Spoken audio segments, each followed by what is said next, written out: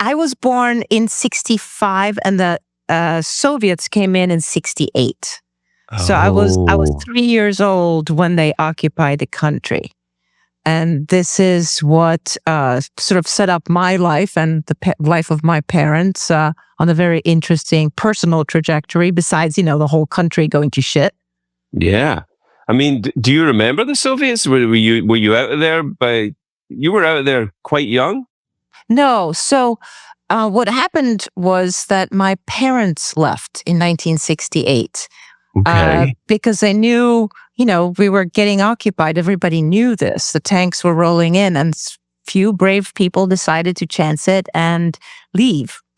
Right. And my parents were two of those because they were, like, my mother was like 21, my dad was Oh my God. 24. I mean, they're very young, and they jumped on a motorcycle and just drove between the tanks and drove out to Austria to a refugee camp. And they left me behind thinking that they would get me a couple of weeks later, once they were established in the normal country, that they would just be able to get me out. And that did not work at all. And I was left with Wow. my grandmother. And of course, three, I had no idea. I just figured, no, my parents sort of suddenly disappeared. Nobody told me where they went.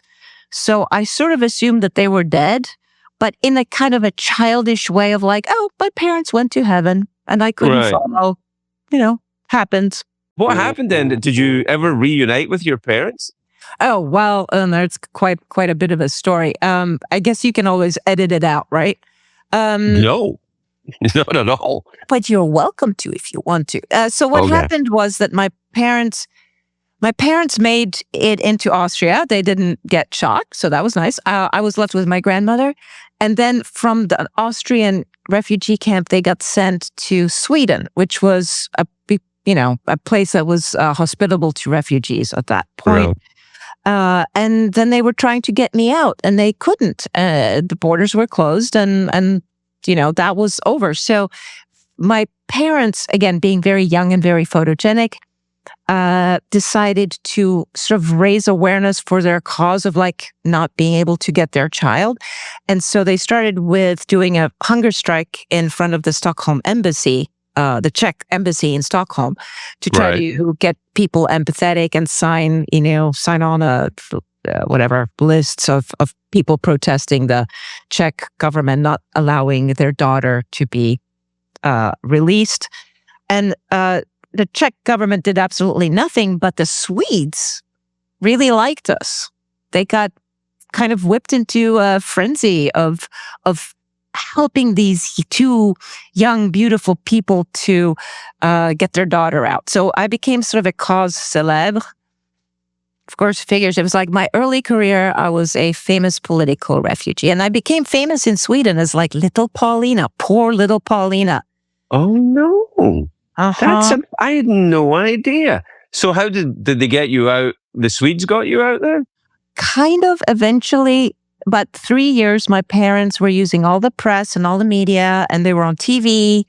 And eventually, a Swedish magazine, actually, I believe the Czechs sent my parents, a letter saying that because they hadn't claimed me for 3 years, I was going to be adopted to a suitable family. Whoa. So that, of course, would mean that they would lose me forever. And they did sort of this desperate last attempt in which a Swedish newspaper funded getting 2 Swedish pilots and my mother to go and kidnap me. On my way from school, they were going to kidnap me. They had a false passport for me. My mother had a false passport claiming she was one of the pilot's wife, and that they were just coming to the Czech Republic to look at planes to purchase. But while they did that, they were going to grab me and pack me off into a small plane. Of course, nobody considered how I would feel about this, not having seen my mother in 4 years and didn't know who she was anymore. But and the newspaper had like what do you call it? It was their story. It was exclusive. An exclusive? Yeah. There's an exclusive story. And so my mom and those 2 pilots, my mom had a wig and glasses and the false passport, and they land in the Czech Republic or Czechoslovakia. they rent a car and they're driving on the way to my little town to get me on my way to school, and they get busted for speeding. Oh, no. Yeah. And so they get taken to a police station, interrogated. Apparently, somebody might have written to the authorities that my mother was going to try to kidnap me. Oh, And it was a so- tip-off. Yeah. So the whole thing unspooled, and that they were all put in jail, the Swedish pilots and my mother. My mother was 6 months pregnant with my baby brother. And now this newspaper had gotten a way better story than they even bargained for. Oh, my God. I know. Yeah. But what goes on? How long are they in jail? What happens? Well, my mother is in jail for about 3 months. And then because there was, the Sweden was, it was all our story. Oh my God, Anna Porizkova got caught. She's in jail. She's pregnant. She's not gotten to see Paulina. This is like a huge story.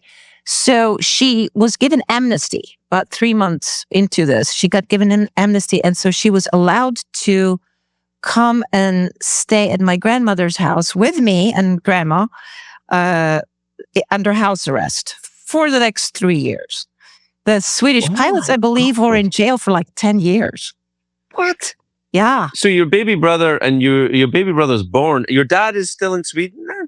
Dad is still in Sweden. And my dad is sort of carrying on, doing all the interviews. He's meeting with Olof Palme, the Swedish prime minister, to see if there's a way that Olof Palme can move anything to get us out.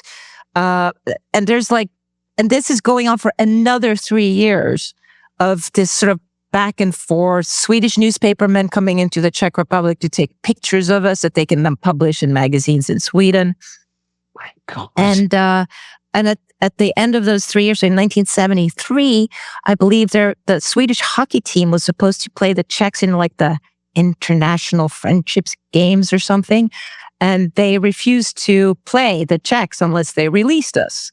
And Olof Palme refused to make a states visit unless they released us. And then they booted us out. So in 1973, they took my mom's passport and said, get out and don't ever come back. And then that was that.